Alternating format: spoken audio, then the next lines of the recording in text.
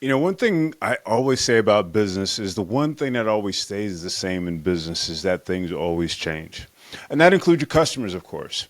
Your customers, their needs, their wants, their desires, how they're approaching you or how they're finding your stuff, how they're learning about your stuff is always going to change. And so as business owners, we have to be cognizant of that. We've got to stay on top of that if we're planning on staying in business. So there are three things that I've come up with that I think are going to be really essential to stay on top of what your customers are looking for. And the number one thing is talk to your customers. One of the things that makes businesses powerful is when they have relationships with their customers, when they're able to, create advocates for their business. Okay. And so if we have established those relationships, if we're talking to your customers can be an essential part of your change. You just ask the questions like, hey, what's going on? What are you looking for? What are you thinking about? What's going to, enable us to better serve your needs? And if you can start to answer those questions and begin to, think through how that's going to impact your business, then you're going to be better off. If you think about the idea of the companies that failed to pay attention to what their customers were doing, failed to pay attention to what the marketplace was doing, you can see that the companies in a lot of ways just aren't performing the way that they might have been performing in their quote unquote heyday. So we've got to talk to people. We've got to create those fans. We have to listen.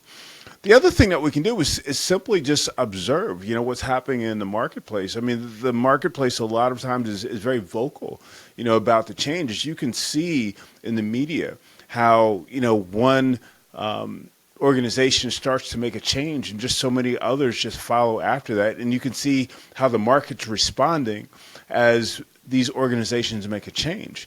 Now the one thing that we do have to watch out for is we do have to make sure that the people that are actually changing, reacting are our customers, the people that we're actually after, because it does not make sense, to advocate for the minority when most of your customers feel very, very differently. So just because it's vocal doesn't mean that it's right. We have to look at what our customers are doing, how they're reacting versus, again, just, what we're seeing, who's making the most noise, the squeaky wheel or the squeaky door as it will.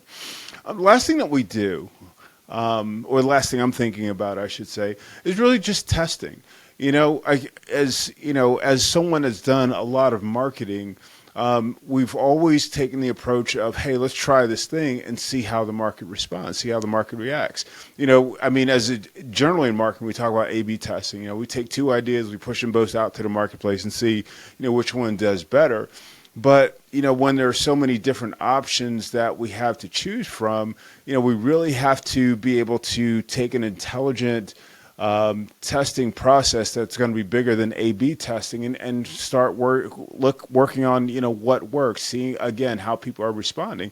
So that may mean any of these things is, hey, we may need to just find new customers. If we have a sweet spot, if we have something that we do really, really well, and the market that we were originally after is no longer receptive to that, we have to make a decision. It's like, hey, do we adopt to stay with the market that we're after, or do we work on finding a new market, work on adjusting what we're doing one way or the other, but it has to be able to serve our company's mission, vision, values, and of course, the business model.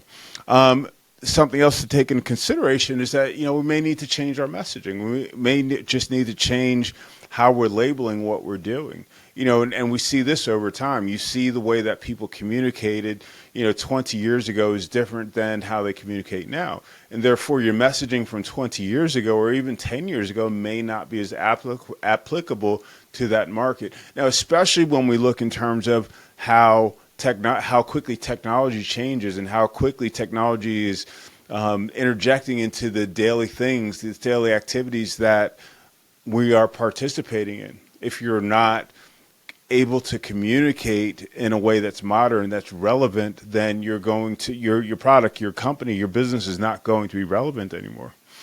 The last thing, again, we may just have to change the offering. We may just have to say, hey, you know what?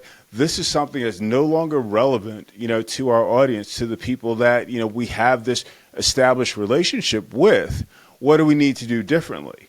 How do we augment what we're doing? How do we change? How do we add to it so that we can maintain our customer base? How can we expand our customer base? How can we continue to build a cadre of raving fans that talk about, our product or our service, and how other people, how they benefited from it and how other people can benefit from it. So we always want to pay attention. We always want to ensure that we have in our thinking that the market is going to change, that our customers' needs and wants and desires and communication is going to change. And we need to be resilient, as business owners, as business leaders, to pay attention and to really try to be the first to move. Because if we're the first to move, then we're more likely to make the impact that we want. So I'd love to hear your thoughts.